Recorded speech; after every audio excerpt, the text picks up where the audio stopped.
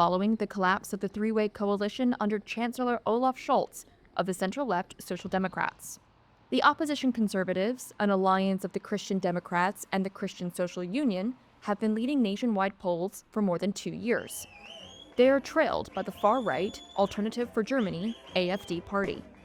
But what are the issues fueling this snap election?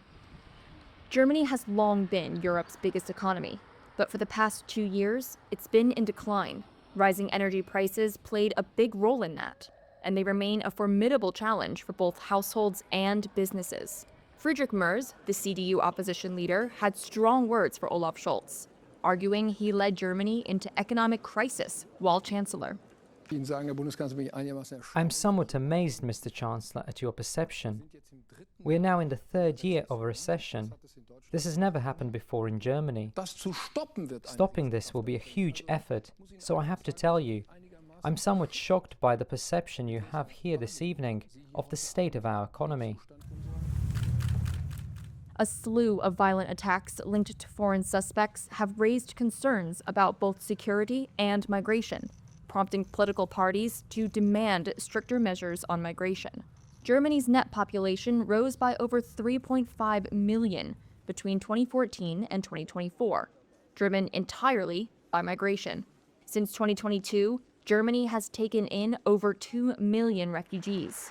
The AfD party, Alice Weidel in particular, has called for borders to be closed and asylum seekers to no longer have the right to family reunification.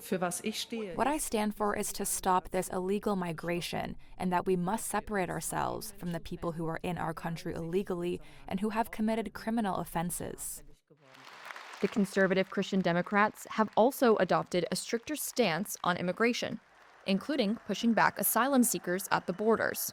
Some voters believe that the parties themselves have made this a red-button issue. One of the things that moves people in Germany most might be the topic of migration, because not necessarily on their own accounts, but because it's a topic that has been raised by all of the major parties and thus has set a movement into place with the people as well. Both a stagnating economy and tensions over migration have fueled the rise of the far-right AfD party. Its biggest political win on a federal level came earlier this year, when it helped the passing of a vote sponsored by the leader of the German Conservatives. Most of Germany's major parties refuse to work with the AfD, and many protests against the AfD party have broken out across Germany, with voters like Antje Marta worried about a possible shift to the right. I find it absolutely worrying that racism and right-wing communication are becoming the norm.